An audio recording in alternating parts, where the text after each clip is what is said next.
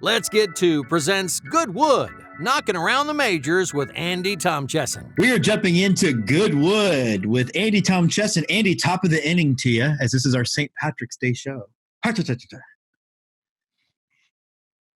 That was just for the people on the YouTube channel. Guess you better watch. Are you a celebrator of St. Patrick's Day? Do you green beer or do you actually like Guinness? What do you do when it's time for this day? I'm Polish, so I have to be reminded constantly that it's, different days. And then I eat sausage because that's what we do. Yeah. Probably won't do any green beer this year.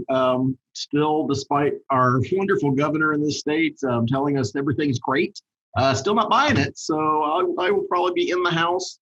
Maybe I'll kiss a stone in my yard and pretend it has a barn in it. How come we don't celebrate St. Stanislaus Day, to celebrate our other half of my lineage? Racism. Racism. Hey, so before we jump into the topic at hand, I don't know if you saw the message that in true Dallas logic, the Texas Rangers are going to allow a full capacity for their 2 exhibition games, their season opener, before moving to a socially distanced limited capacity with game number 2. Please explain to me the logic of acknowledging it's dangerous but being open anyway. All right, so the season opener, great. And those games generally sell out anyway if your fans care at all about your team. The next game, game 2, is usually the worst attended game of the season. So, okay, I guess they are trying to get back to normal in only a way that Arlington could, by inviting as many people as possible to jam inside that Home Depot Costco hybrid that they call a stadium. And then later on, after you've caught the Rona, then you can socially distance. Because we won't be selling tickets anyway, because nobody likes a stupid stadium, and our team is going to blow. They are going to blow. We had Tim on right before you, and we think most of the AL West will be sub 500 this year. He has the A's in second. I have the Angels in second. Do you have it Astros and who else for the AL West?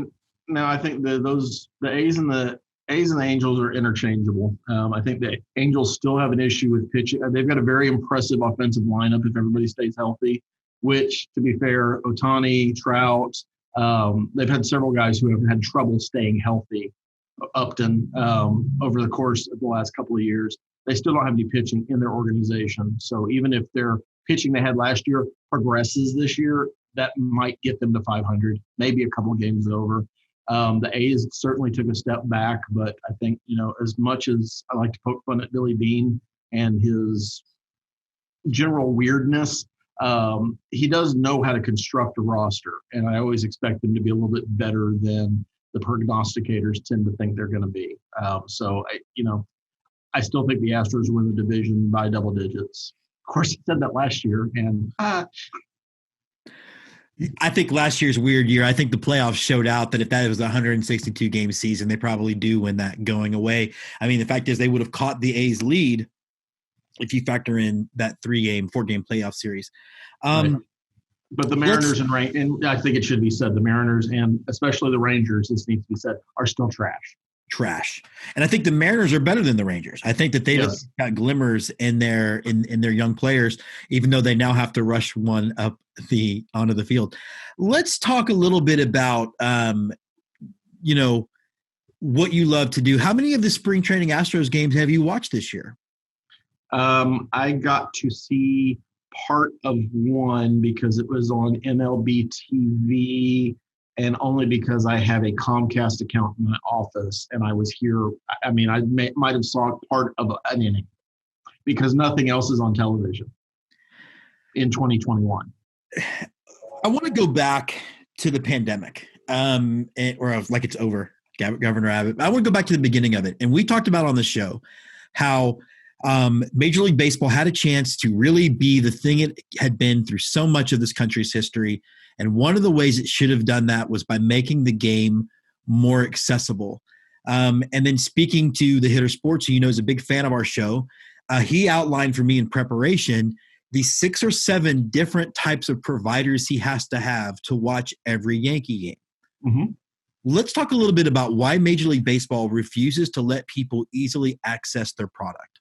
Is one of the devices that the hitter need is a VPN master? I mean, well, let's say legal. Or are we only talking about the legal ways to watch? Yeah, I mean, Yeah. I guess I'm surprised he didn't throw. I could use the Astro center field camera as a joke. That'd have been funny. Sure. I didn't talk to him about that. That would have been appropriate. Yeah, but before you jump in, let's also look at my situation. I live in Austin, Texas. If I get the MLB Network subscription, I am out of market for both the Astros and the Rangers. I can get neither. It could be worse. You could live in Iowa. Do you know about Iowa? I don't. I know Iowa is where James T. Kirk is from, and Right. that's where Field of Dreams took place. Does Iowa have any major league teams? They do not. No, but they're in the territory of 6 different teams: the Cubs, the White Sox, the Brewers, the Twins, the Cardinals, and the Royals. Which means if you're a fan of any of those teams, you can't watch them unless they're broadcast on some sort of local TV. You can't buy the MLB product, MLB TV or MLB.com, MLBTV.com.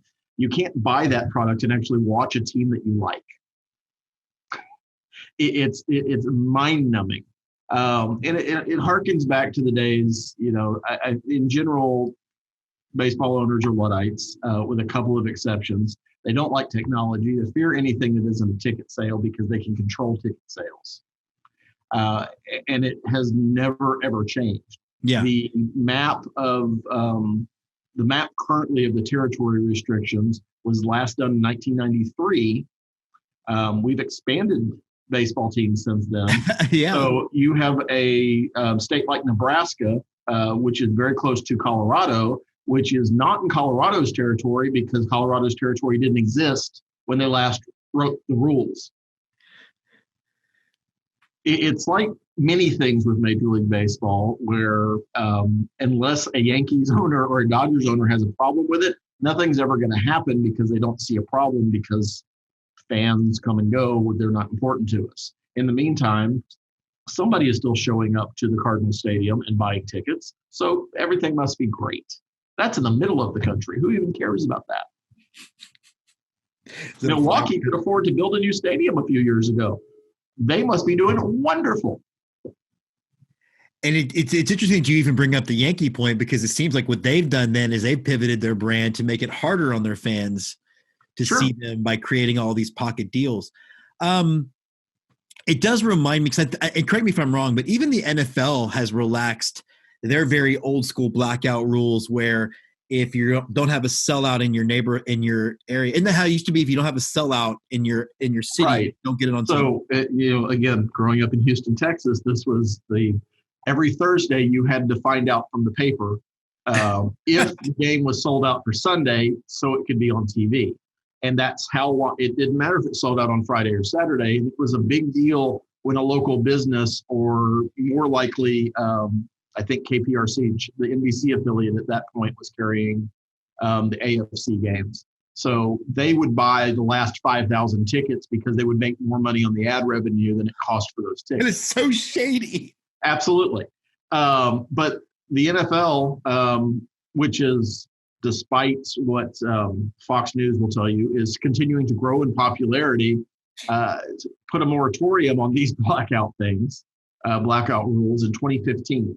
And it's a 1-year moratorium, but it's been for the last 6 years that they have not elected to put the blackouts back in place. Because the reality is the way you grow the fan base in a world where everybody has a 65-inch television and high def 1080p or 1080i, at least, if not 4K broadcast coming in their homes, is to make it available and make it easy to get to. And MLB has not learned that lesson ever. And it's just bizarre to me because it's the same reason that it was so hard to get a franchise in Washington, D.C., which is a large media market, to keep Peter Angelos happy in Baltimore. And we can't give up the territory. The territory has become this thing that is outlived its usefulness, frankly. But it's one of the historical things that baseball continues to rely on to mask either their lack of desire or their unwillingness to change bad decisions that no longer make sense in our current world. And it's a sport that is desperately seeking fans and trying to engage younger fan bases. They need to realize that people that want to watch baseball games are stealing those baseball games off of MLB streams, off of Reddit. I can watch any game I want to, no matter what territory I'm in. But if you want me to do it legally, to the hitter's point, I have to move out of the city that I live in, move out of the state of Texas, because Texas and Louisiana and parts of Arkansas and Oklahoma are all Astros and Rangers territory. El Paso, which is closer to the Diamondback Stadium than it is to Houston, is Astros territory. So for me to be able to legally watch Astros home games without a cable subscription, I would have to move to New Mexico, but the northwest part of, I'm looking at the map right now, northwest part of New Mexico, or possibly Mississippi if I get really close to the Alabama border. I think about this stuff, and it reminds me of the DC Comics joke I've made years ago before the Wonder Woman film came out. And it was like, in this analogy, DC Comics is Major League Baseball. And they're like, I don't think we can make Wonder Woman work. And the NFL is Major League Baseball going, Talking Raccoon, bring it on. The NFL's putting games on Nickelodeon. That's not my bag. It's probably not your bag, but it might be like your kid's bag. And yet the MLB is going off of, like you said, 25, 28-year-old maps. Doesn't it just make sense to even raise the price of MLB, of the MLB streaming service a little bit, and just say, hey, if you're willing to pay me $150 a year, here's all the baseball you can handle? Sure, but they're still tied to the cable TV model. And they seem to ignore the fact that droves of people are going away from the cable TV model. Now, I don't think it's any, initially, yes, right now, cutting the cord, which really started a decade ago, will save you some money. Eventually, you're going to end up spending that same money. Sure. It's even more difficult to watch the things you want to watch. I have no desire to go back to Comcast or to go back to DirecTV and have a satellite dish on the top of my roof to watch any sports. But what I would like is the ability to open up my iPad and see an Astros game no matter where I am in the world. And in 2021, I should be able to do that, because if I am in Iowa, I'm not buying a ticket to Minute Maid Park anyway. But likely, if I'm sitting at home and it's rainy and I don't want to drive, I'm not buying a ticket to the game anyway. In the middle of a pandemic, I'm not buying a ticket to the game anyway, but I will pay them something to allow me to watch it. And that's where this failing continues to happen, because you have people all over the country. Montana is in Seattle Mariners territory. The entire state of Montana. You have to drive through a mountain range to buy a ticket to go to the game. It is I believe it's like a 23-mile drive because of having to wind through the mountains. It may be a little bit off on the hours, but it's arduous. Yeah. There are people who die of dysentery making this trip. Oregon Trail reference. Yeah. And again, and then you have the Hitter Sports with his Excel sheet going, well, am I on Hulu, YouTube, or blah, blah, blah, blah, blah today? It does seem like, again, they could have used this opportunity in the pandemic when people couldn't go anywhere anyway to make it easier. I wonder if, looking in the looking glass, right? I think you and I maybe 5 years ago would have thought that a standalone HBO subscription never would have happened because of how ingrained that was in your cable. Do you see eventually sports, ESPN, or the individual leagues kind of moving into the 21st century when it comes to how we're consuming this stuff? I do, but I think, again, our problem, baseball is going to be, MLB is going to be the last organization to do it. I think the NFL is almost there. I think with the NFL network, but there will always be a need for a local broadcast option. And even in the NFL's example, because I think they do it best of the four major sports, all the games are broadcast. All the games are on cable TV. All the games are on ESPN or somewhere. But every game that's on a national network, if you don't get it, if you don't subscribe to cable, is available in simulcast on a local network. That's part of their deal. So they figured that out. You're making your product, again, accessible to the masses. And that's true of every market. There's no restrictions. There's no TV contracts that get in the way of that. But baseball can't take two steps without tripping over their own feet. I think the NBA, I'm not a big fan right now, but they're set up to do that. And I think you're going to see the NFL probably leading the way. The NBA will be not far behind. Hockey will adopt that model well before Major League Baseball does, because Major League Baseball still has somebody believing that I'm in New Orleans, I'm going to drive to Houston to watch a baseball game rather than watch it on TV because it's not available on TV. That doesn't make it, it's not real. It's not real anymore.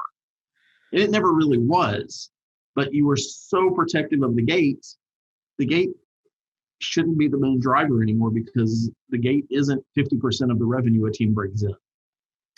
Yeah, that is the interesting part about it is they're still leaning towards this slimmest percentage of their, not slimmest, but one of the slimmer parts of their of their revenue stream. One would think TV rights and probably even merchandise would be equal or more than. Well, I tell you how valuable ticket sales are. It doesn't make 50% of revenue for most of the teams, and teams who are building new stadiums. The most recent example is the Rangers, as we talked about at the opening, built a stadium that is, I think, 8 to 10,000 seats smaller than the stadium they just moved out of, because you can charge a premium for the people who can't afford tickets. In the meantime, Joe Sixpack wants to take his wife and kids, and they talk about the average price of going to a game is now something like $400 to $500. Most families can't do that. The recession we're about to enter that nobody wants to talk about, a lot of families aren't going to be able to do that. But what I can afford is $150 a year to have baseball streaming, all the baseball streaming into my home. And everybody can watch it, and I can be a fan. And if you want to look at a great example of how that works, look at the Atlanta Braves from 1981, really, till they stopped broadcasting on the Superstation, WTBS. They had a national following.